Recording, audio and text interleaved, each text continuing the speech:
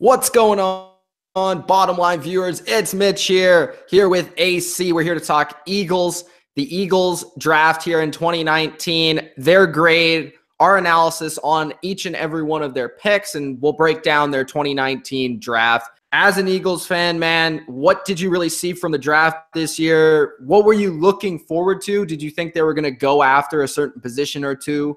And how did that reflect after the fact?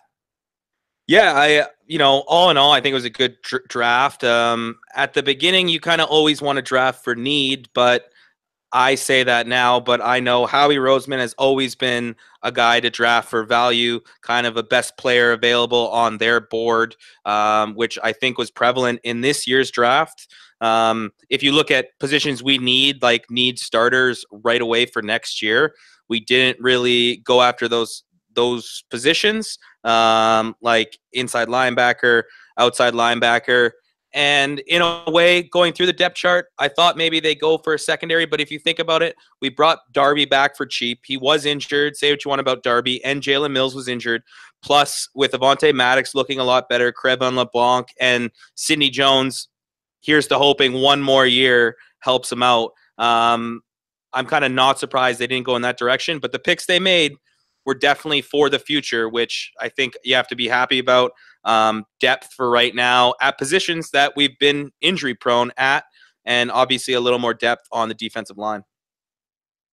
Yeah, the Eagles are one of the more talented teams on paper, of course, in the NFL, and they didn't have very many needs coming into this draft. I thought one of their biggest needs was probably linebacker, like you stated, but this wasn't a draft for linebackers, especially unless you had a top 10 pick that was. It's interesting to see what they came away with. As you said, it's a draft for the future, and it starts in the first round with Andre Dillard, Washington State, offensive tackle, to me and for many, the best pass blocking tackle in this draft. Now, he's not a player that's probably going to play this year. It depends on injuries and stuff like that, but he is probably going to be, or they're at least molding him to be, the replacement for Jason Peters in a year or so. Pick for me personally, I know it's not a player that's going to help them right now this season, but it's a player that could potentially be very good down the line. Yeah, I totally agree with you there. Like you said, they wanted to jump up. They believed he was, like you said, the Eagles believed in Howie Roseman that he was the best tackle available. You look at it, Johnson has been banged up before. Obviously, Jason Peters has somewhat of a shelf life coming up. He's had a great career. He's obviously going to be the #1 starter. And what it does is, if Peters does go down, he steps in. And a big thing for me is you keep Lane Johnson at right tackle now for the foreseeable future. There was always a lot of talk, okay, when Peters' time's over, Lane will move over to left tackle. Obviously, we're seeing the left end position is stronger than ever. So Lane's fine with staying at right tackle, and I'm fine with that. But yeah, if we look at Dillard as a player, he played in somewhat of a similar offense, right? A lot of shotgun, very pass heavy. That's why he's so good at pass blocking. The one thing I said when I saw when he did an interview with someone, he said, yeah, people say probably my run blocking, but he believes that it's better to have a good grasp of pass blocking, and he believes run blocking will come in the future, which was a good sign, and I think well said by him, which is a great pick. I think moving up, they didn't really have to give up that much. They wanted him, and they, coming from Howie Roseman, they were happy that he was there at 22, and that's why they traded up. Yeah, according to Howie Roseman, he was a top 10 prospect on their board overall, so they get one of their top 10 prospects here in the 20s. Then in the second round, kind of a surprise, I guess. You know, we kind of thought that they might go running back, add to the depth of the running back. I didn't think it would be so soon, though. But they get Miles Sanders of Penn State, who I think's really good. I think he has a chance to be the best running back of this draft, honestly, because Jacobs was a first-round pick, but to me, he's not like that Zeke, Saquon, Todd Gurley type of first-round running back where it's like just for sure he's going to be the best player. But Miles Sanders, to me, I think he was just in the background of Saquon. Nobody really paid attention to how good this guy is. But when I watched him, great balance, great agility. I think he fits what the Eagles want in a running back. I think he has versatility as well, a little bit more than Jordan Howard. So I think he'll really play a big role this season. Yeah, no, you're spot on. it was another, they thought they saw value there, and it might show that a lot of people kind of were talking is maybe Jordan Howard is a rental. Same what we saw with Jay Ajayi. If he does play well, we'll pay him. Jay Ajayi did great that Super Bowl run. Obviously was a little too injury prone. I guess what people say, Jordan Howard is still very young, but he does have a lot of touches. Obviously not last year, but obviously in 4 years for a running back, he's carried the ball quite a bit. It's a good change of pace. And we know with Doug Peterson, he likes to play 3 running backs. He doesn't have, Sanders doesn't have really the passing numbers in college, but we've seen even with Peterson, he'll throw the ball to anyone. I still think Clement is a big part of this offense at times, so you'll see a 3 running back. To me, I hope he obviously I hope he gets a lot of touches, but in the back of my mind, I'm really hoping Jordan Howard works out and proves himself and maybe gets another contract. But for a 4th round pick, I think what it was, or a 5th round pick that the Eagles gave up to get Jordan Howard, and then getting Sanders, depending on how Sanders play, it's a nice little rental for next year, and not having all the pressure on Sanders. Obviously, Max, I don't know how we'll do the touches, but probably a guy that's probably only going to get maybe 10 to 12, maybe even less touches at the beginning of the season next year.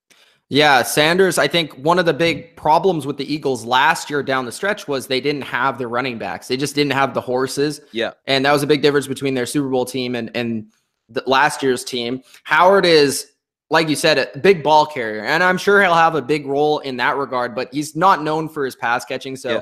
Corey Clement, Miles Sanders should come in there and catch the ball. And I would think that Josh Adams would be more of the replacement for Jordan Howard if he were to go down with like an injury. Maybe Miles Sanders steps up there, but we'll have to see. But that's a nice add in the 2nd round. Even though I didn't think they would pick a running back that high, they picked the right one, in my opinion.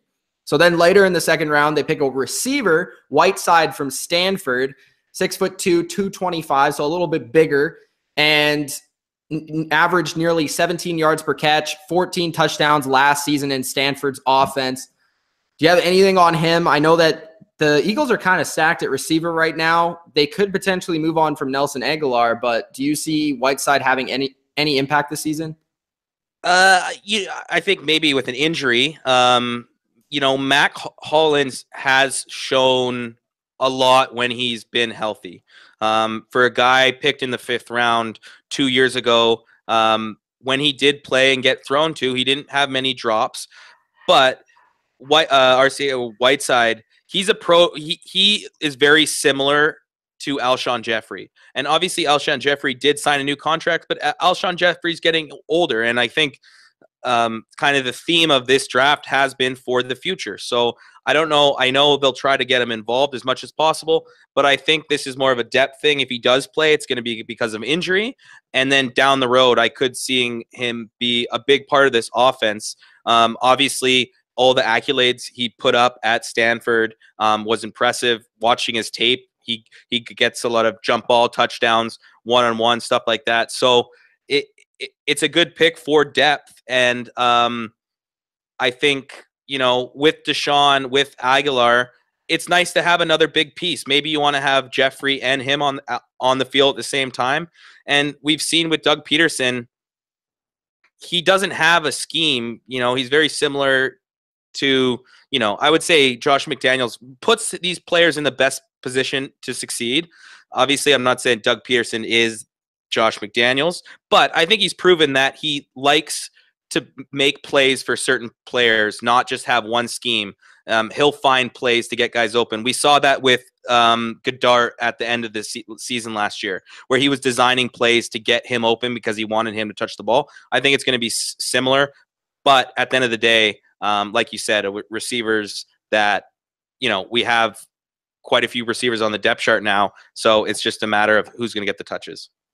Sharif Miller is an interesting pick. They got in the 4th round. They only had two other picks. Sharif Miller in the 4th round, and he had 7.5 sacks, 15 tackles for loss last season in college.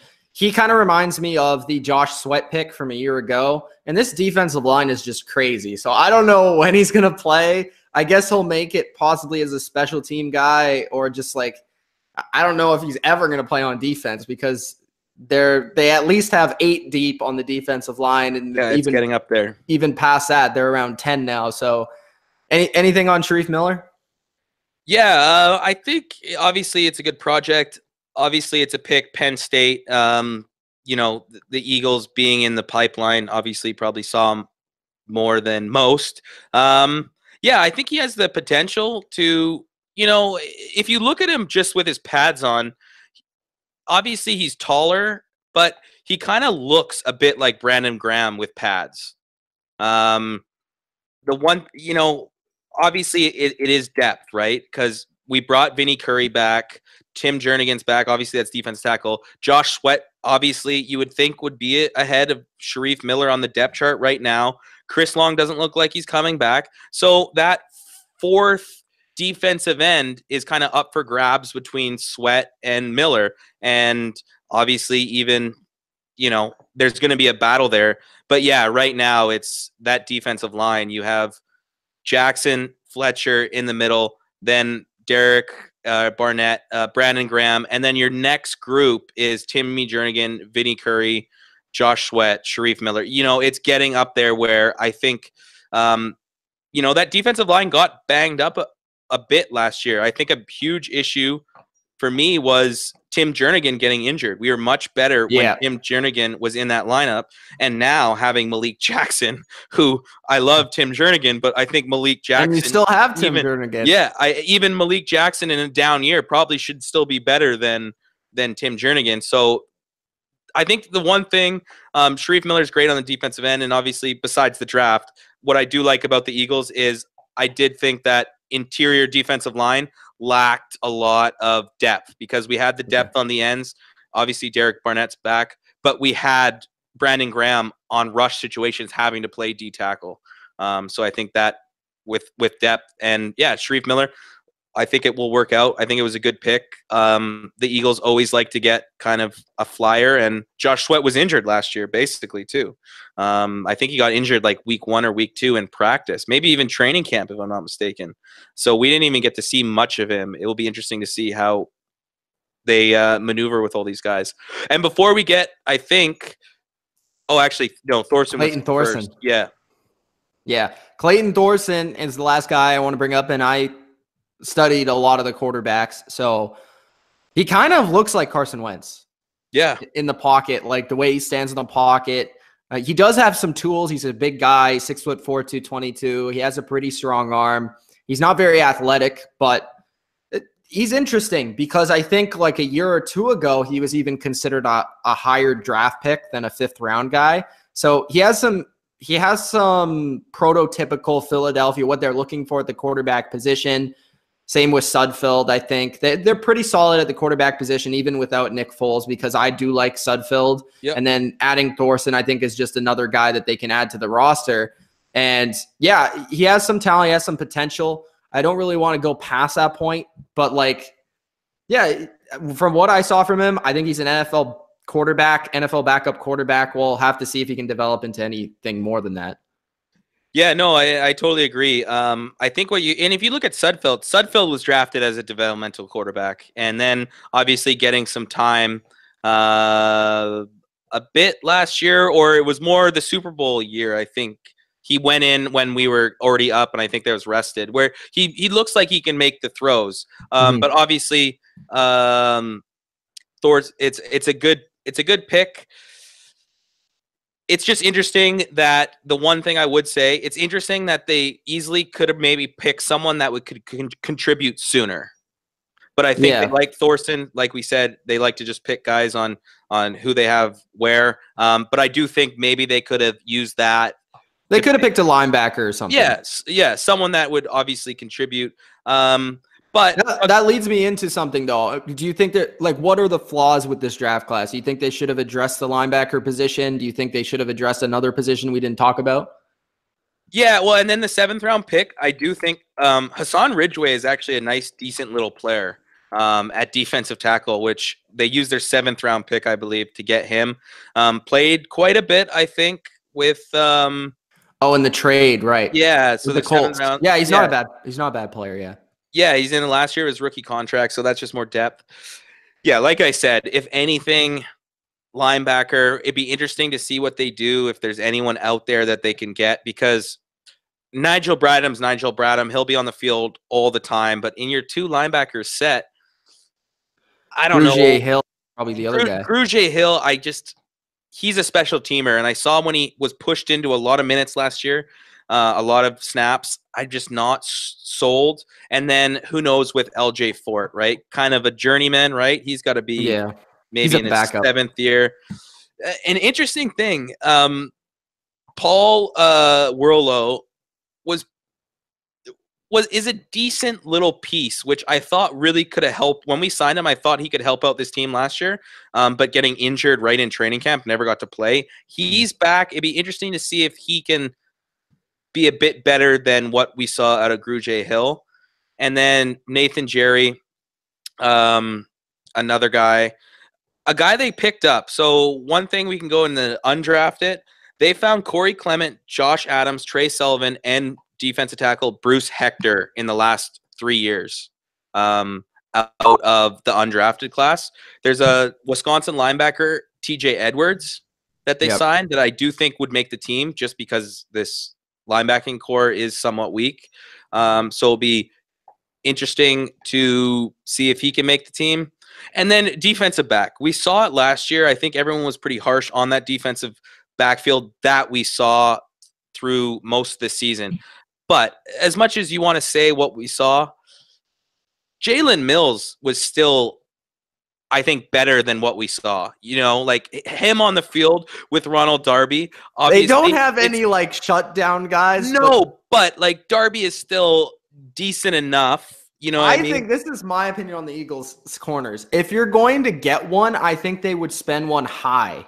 Yeah. Because, like, you don't want just a guy that's going to be in camp, because they have a lot of those guys. Like, going down the roster, they had, like, Crevon LeBlanc, who played for them. Like, they have those kind of guys, and maybe take a chance on an undrafted guy or two. Like, you never know, a guy could be J.C. Jackson or whatever. For sure. But at the same time, like, a first-round pick to truly upgrade, like a top 10 pick where you get an absolute stud, that's where they would actually choose a corner. And I'm wondering if they, you know, wheeling and dealing, they, you know, there's always that window last year of Wentz's contract. I wonder if they try to make a move at a Patrick Peterson, at a Harris. Because if those guys want out, I'm just wondering what that price tag would be, because we've seen star players that want out maybe not get full value. And obviously we're talking about an aging corner, not a star receiver. I'd be interested to see if they take a shot. Even if they didn't, I think what we're getting back, and just the players that were injured last year, I think the big thing we had a problem with was safety. I think when Rodney McLeod and Malcolm Jenkins are in there, it makes the other corners better. And then too, I like the Sidney Jones pick. We talked about it 3 years ago. I liked it. Now this is going to be his 3rd year now. Obviously the first year being injured. I'm starting to think I don't know what to think of this guy. Maybe he wasn't, for a guy that if he didn't get injured was going to be a top 15 pick. Now it's looking what we saw last year. I don't know what it is. Maybe he just doesn't have the NFL game. All right, so if you had to grade this class, what would you grade it? A lot of people have given A's, and I still think it's a great class. I'm going to give an A-, just because I do like what's going on down the road, and we're going to have some compensatory picks a lot next year. But I did think the linebacker position to me is still scary, especially losing Hicks at the middle linebacker. You're going into the season with LJ Fort as your middle linebacker right now. That's why it's an A- for me, because if anything, out of all those picks, we picked for the future, and that's what their draft board said. But I still, in those first 3 picks, especially having 3 in the first 2 rounds, there's got to be a linebacker there that they could have maybe taken. But like you said, it was a weak. That's why it's A- for me, just because I would like to see that prototypical 4-3 linebacker. But yeah. And for me, I'm going to give it a B+. I think great down the line, but as a team that's trying to win the Super Bowl now, they still probably could have picked a couple of players that will be immediate contributors. That's all we got, though. Philadelphia Eagles, A-, B+ draft, another good one from Howie Roseman. Gronk's like the like button. Subscribe to the channel if you haven't already. It's Mitch, AC. Thanks for watching. Peace out.